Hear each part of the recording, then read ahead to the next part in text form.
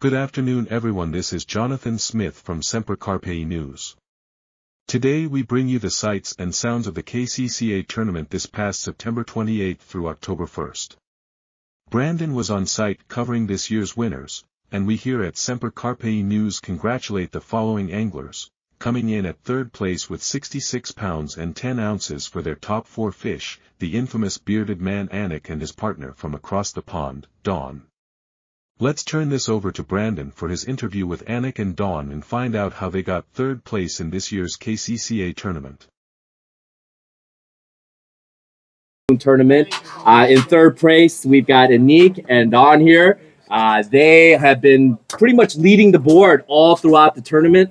Last minute, we got Dave coming in and Craig's team just crushed it. But we'll talk about them in about a few seconds here. But Anik and Dawn, tell us, what made you guys successful and what kept you in the lead for, half the day, half the tournament there, right? Well, Dawn came a little later, but day one, spent about 3 hours letting around, found 3 or 4 spots, put some bait out, didn't cast out for about 4 hours total, so just waited until I saw some activity, and I stuck with those 3 or 4 spots for 72 hours. Paid off in the beginning, but then fish just weren't feeding anywhere in that section. Gotcha. So what you're saying is they were on your bait and you were catching like a madman, but they suddenly decided to go to a different peg. Maybe Craig's peg? Yeah, the wind did start pushing towards the dam, and then the bite was gone. So what was the poison of choice, or what was your weapon or bait that you guys were hitting most of these fish on? If you don't want to give out your secret, that's okay. Anik, does boilies or pop-ups? Still doesn't want to give it out. Just stuff. Neither. Just stuff. Just stuff. All right. Yeah. He doesn't want to share his secret bait, but Don, what's it like fishing with Anik out there? Yeah, I mean the guy's a legend. I like to learn off him every time. Like I'm fishing with him, I learn another lesson. So, unfortunately, when I turned up, that's kind of when the bite also slowed down. So it's not his fault. No, that's not his fault, guys. It just happened that way. So, for any of those that want to fish this tournament, what would you guys say is your highlight? And let's be honest, what is the low light? Highlight would be just the setup of the tournament, and Steve does an amazing job. The staff are amazing. All the volunteers are amazing. They're all there to help you out, and it's just a very well-run tournament.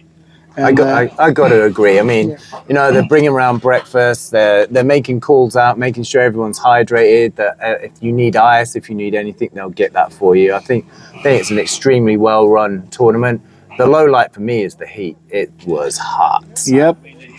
Gotcha.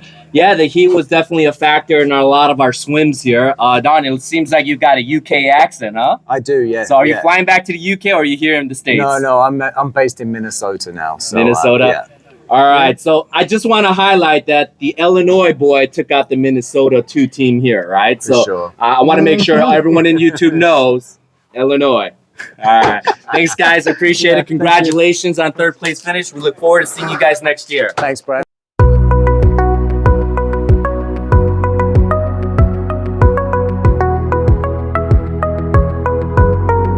Coming in at second place, and fellow Illinois angler, Dave Marceau. With his total top 4 fish weight at 67 pounds and 14 ounces, just inching out the Minnesota boys Anik and Dawn. I heard Brandon can't catch any carp, so we here at Semper Carpe made Brandon net almost all of Dave's fish. Let's turn it over to Dave's interview and find out what he did to take second.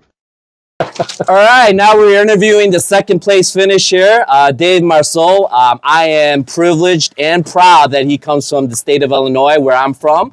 And once again, I hate to say this, Anik, Illinois, baby, Illinois, right?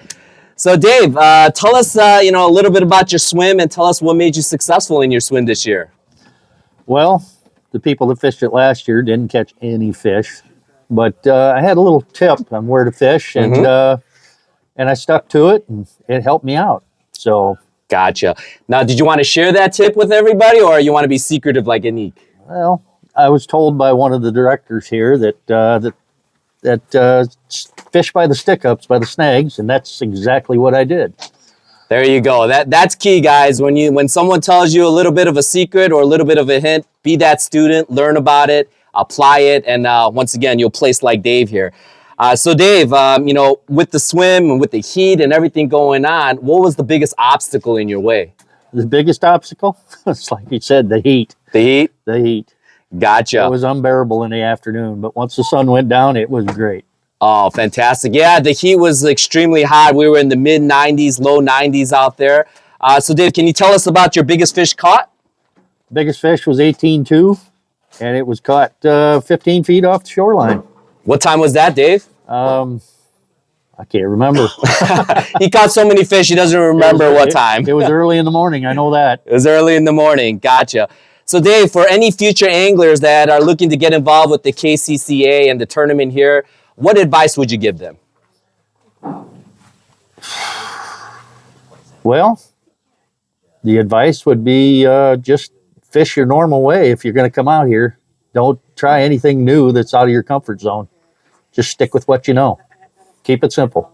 Keep it simple. So everyone out there, keep it short and simple. The KISS principle, once again, that's Dave's strategy. We appreciate Dave Marceau's interview here. Let's all congratulate him for a second place finish. Congratulations, Dave. Thank you.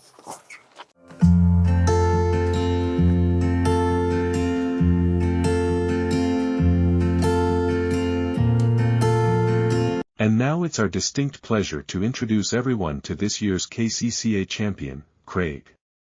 With his total top 4 fish weighed at 77 pounds and 0 ounces, Craig created the separation he needed for his first place finish. Craig started off slow and had to work his way up the leaderboard.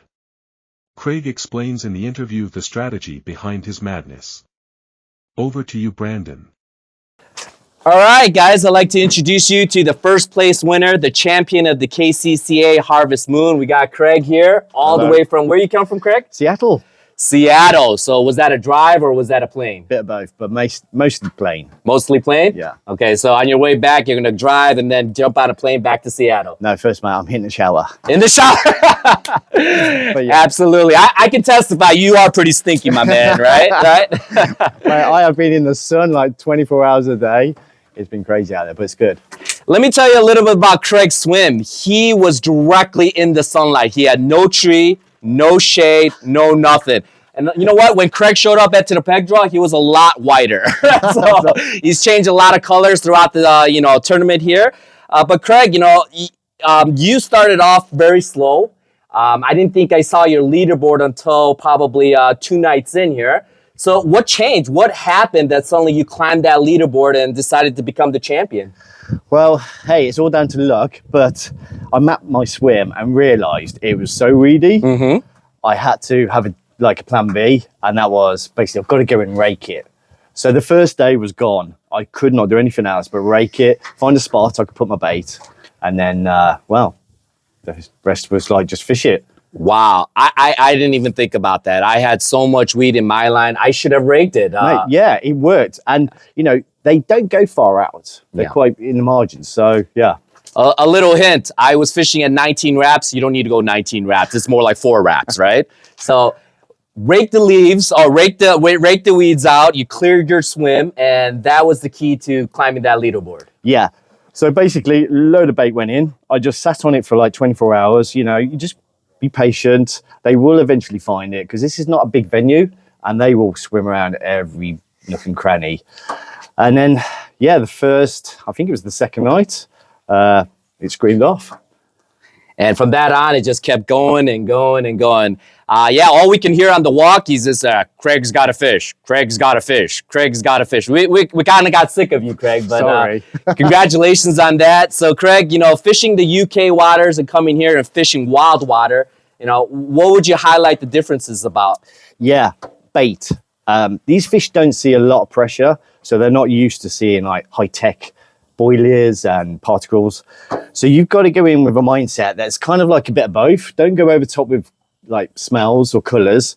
Yellow, of course, is always a winner. High vis, yep, but, absolutely. In England, they know what bait is, and you have to keep changing that every time you go because they're used to it. Here, they probably have never seen like a boilie. Very true. So it's a kind of tactical kind kind of like, I suppose, maneuver. You have to go in light with what you think is particles that they feel at home with, and then add slowly more kind of like, I suppose, more attractive baits. So it kind of pinpoints the fish. Gotcha. And how many kilos or pounds of bait did you think you put out there in the water? Do I have to tell you? No, you don't. Let's give me an estimate. Mate, okay, it's a bucket full. The bucket was that big. Okay. And that wide. So the whole bucket. So about 10 gallons for anyone wants to Yeah. know, right? So that's about the roundabout. So Craig, besides the crazy sun that's beating on you all, 70 hours of fishing, what are some other obstacles that you had to deal with? I know you mentioned the weed, but what other obstacles? Yeah, snapping turtles. Seriously, yeah. So I caught one this morning, and it was chaos. It was like, you can't predict what it's going to do, and so that alone was like, it's killed my swim. So it was dead for like 12 hours after that. So gotcha. So watch out for those turtles, right? Yeah. Okay.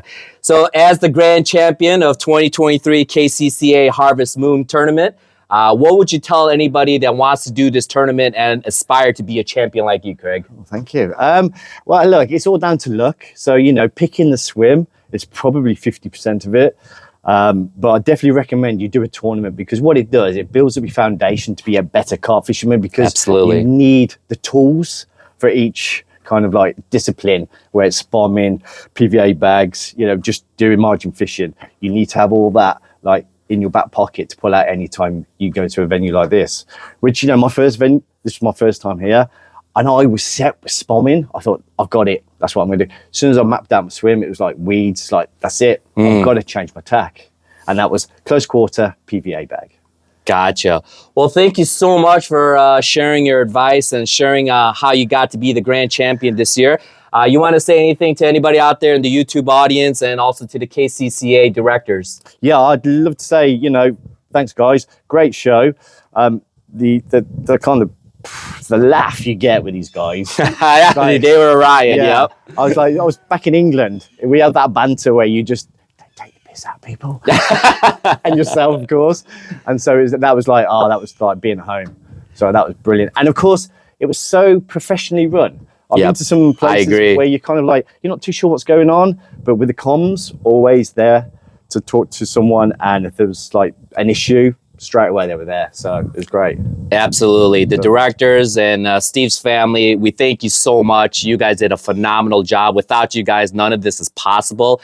Steve asked, what else can you do differently out there? Absolutely nothing, except maybe poison all the catfish in the lake, right?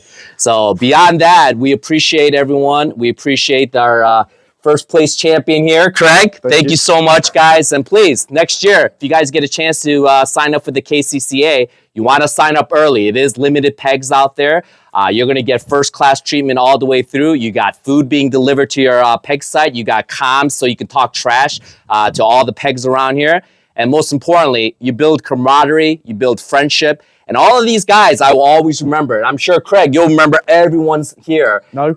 No? Okay, Craig has a very short-term memory, right? But other than that, thank you so much, guys. Thank you to the KCCA, and thank you to their directors. I'm signing off for now. This is Carp Commando.